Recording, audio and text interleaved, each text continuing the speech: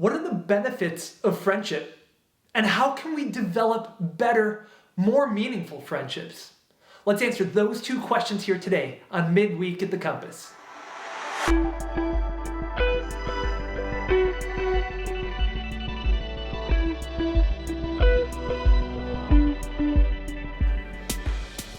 Welcome to Midweek at the Compass. My name's Jake. It's great to be together with you here today. It's great to have the chance to continue our series on relationships by talking about friendships. You know, God willing, all of us have some people in our lives that we would consider close friends or even just acquaintances. And the best of us have what we would call our best friend. Did we just become best friends? Yup. You know, friendship is a great thing. Friendship is a healthy thing. You know, it's really hard to think in abstract terms about friendship and what it could truly mean, but did you know that there are actual physical benefits to having friends? It's true. The Mayo Clinic not too long ago released a study and they came out with some real clear, tangible health benefits by having friendships. And some of those come down to things like it can reduce your stress or increase the level of your happiness. It gives you additional self-confidence. It can make you have a higher sense of self-worth. But did you know that another benefit of friendship is that it can actually prevent us from making poor choices? Or it can help us get out of unhealthy habits. You know, that's not a thing that's just for the Mayo Clinic alone. That's something where we can see the same thing pulled straight out of Scripture. You know, I love the way the Message version of the Bible puts it, and it's in Proverbs 11:14. The more wise counsel you follow, the better your chances. And it's true. The more you have good, healthy friendships that you can turn to in times of crisis, in times where things aren't making sense, the better off you're going to be and the better choices that you are going to make. And you know what? That's not the only thing that Scripture says. It also says in 1 Corinthians chapter 15, verse 33, the following. It says that bad company corrupts good morals. So you want to make sure that we have good friendships, because the more good friends who give you good advice you have, the better choices you're going to make. And the flip side of that coin is when you are surrounding yourself only with bad company, or maybe from a church standpoint, you're surrounding yourself, but you're not surrounding yourself with other Christians or other people who follow Jesus, man, you're going to be more apt to make some bad choices. So I want to tell you about a time where that came into play in my life. And I'm going to own the fact that there weren't great choices. I'm not glorifying what happened, but I want to backtrack a little bit to teenage years Jake. So this story ultimately concludes with the fact that there's a small rural town where I am no longer allowed to step foot inside a Pizza Hut. It's true. And it really came down to myself and two of my friends were bored one day, and we decided that we were going to make some bad choices by going and stealing wet floor signs from local businesses. Again, please don't do what I do in this scenario, in this case, but it was a time where we were bored, we wanted to have fun, we thought that this would be hilarious, so we just started going around to different local places of business and grabbing a wet floor sign and heading out the door. Well, it was all fun and games until we got caught. You see, what happened was we walked into a Pizza Hut, somebody there noticed us, saw everything that was happening, and called the police. But we thought we got away scot-free. So it got to the point where we pulled off. We were driving down the middle of our small town, and all of a sudden we got pulled over by the cops. And then a second cop car came. And then a county sheriff came. And no joke, a bike cop showed up as well. And we're just wondering what in the world is going on. They rolled down the window. They asked for the person that was driving the car's name by name and saying, hey, we know what happened. And what you did was no different than just going and taking a $20 bill out of a cash register. And you know what? It was really true. We got into a lot of trouble. I decided I wanted to try and hide it from my mom for a long time, but she works as an ER nurse, and she had a police officer that was doing security duty with her one day and kind of spilled the beans of, hey, I pulled your son over. you can imagine how that part of the story went over as well. But guess what? I say all that to say I don't have hard feelings about what happened. Wet floor signs weren't the culprit of making a bad choice. What happened was I surrounded myself with bad company. And I didn't have enough people in my life that would speak and give me good counsel. I had both of those scenarios working against me. I wasn't ready for it and ultimately got into a good deal of trouble because of it. Maybe you'd like to be honest with me as well. Type into the chat, let me know, comment on the Facebook stream if you can find us there. When's a time that you have surrounded yourself with bad company? Or you haven't had the wise counsel of many friends speaking into your life? What happened? What was the scenario? How did it play out? I'd love to know, so that way I know that I'm not the only one who's experienced a story like this. So how can we improve our friendships?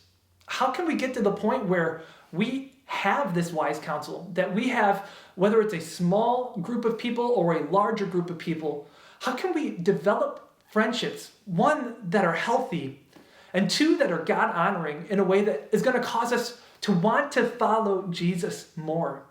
And I tried to whittle this down and be as simple as I can to give you two practical, tangible steps that I'd like you to consider. And the first one maybe is overly simplistic, but it's just this. Be available. Our schedules are busy. We talked about this on past midweeks at the Compass, that if I had more time in a day, I would fill it with more things that ultimately just don't matter. So make yourself available. And here's maybe a quick, simple way you can do it. Schedule once a week into your calendar where you're going to be intentionally available for a friend. Now you might be asking, what if they don't ask for help at that point in time? That's awesome. Maybe you could get to the point where you're off the hook for that week. Or maybe what you could do is use that time to cook a meal for a friend. Maybe you could just surprise somebody with a cup of coffee and say, hey, I was thinking about you. I wanted to let you know that I care about you. You could send them a text, write them an email, send smoke signals, write some snail mail, whatever the case is. Let your friends know that you're thinking about it. And do this by being available. And the flip side of that coin is a lot of times being a good friend means making yourself available when you really don't want to be. I'm not telling you to be a pushover, and I'm not telling you to answer every request that every single person makes of you. That's going to burn you out really quick. But the friendships that are solid, or the ones that you're looking to develop further, make sure to make yourself available. Rework your schedule where you can to let your friend know that you're there for them, that you care for them, that you want to represent the love of Jesus to them. Just simply by making yourself available, it's going to speak volumes, right? We've heard the cliche before that actions speak louder than words. But it's a cliche because it's true. The more you show that you're a good friend, the better your friendships will ultimately become. And the second thing I'd love to encourage you to do is to join a small group. Now, joining a small group, that's one of our 4 priorities here at the Compass Church. You can go onto our website, thecompass.net. You can learn some more information about that. But joining a small group is a great option to develop new friendships, to try and solidify and grow healthy friendships. Now, I want to let you know that I understand that not all small groups operate the same way. I've been a part of small groups that I would say are okay. I've been a part of small groups where I would be like, this was kind of bad. And you want to know what? I've led most of those. But I've also been in small groups that are great, where friendships have developed and they've lasted decades at this point. Truly, some of my best friends right now are people that we're doing life with in a small group together. Now, why is a small group a great place to get the counsel of many and to develop these healthy friendships? A great place to surround yourself with good, moral people. Now, maybe that's overstating it, but people where you can grow healthy relationships with. Well, one, there's a frequency to it. You're dedicating time week in and week out, or every other week, or whatever the case ends up being, that you're meeting with the same group of people. There's going to be a familiarity that develops. You're going to be able to let walls down after a while and let people understand the real you, that you can just ultimately be yourself. And that's a great thing.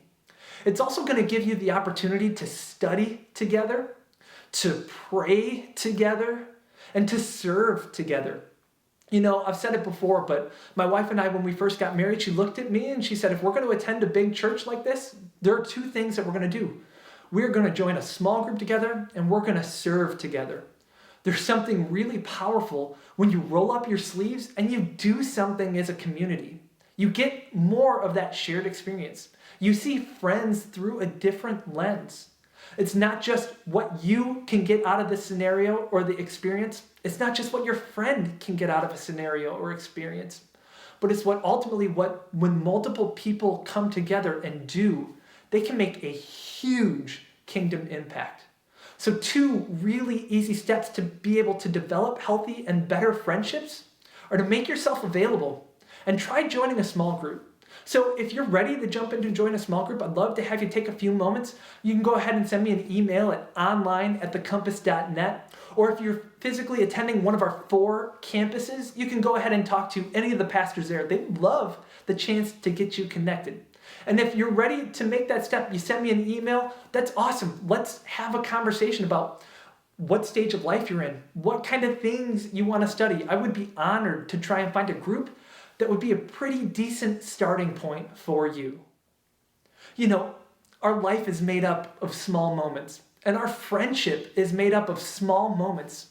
These bits and pieces of time where we get to spend time with people and connect with them and learn more of who they are.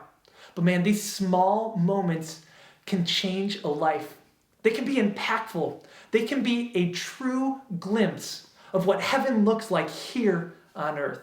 So I'd encourage you, develop your friendships. Maintain your friendships. Spend time. Make yourself available. Put yourself out there. I know it's uncomfortable, but I got to tell you, it's worth it. So where are we going next week? How are we going to continue this relationship series?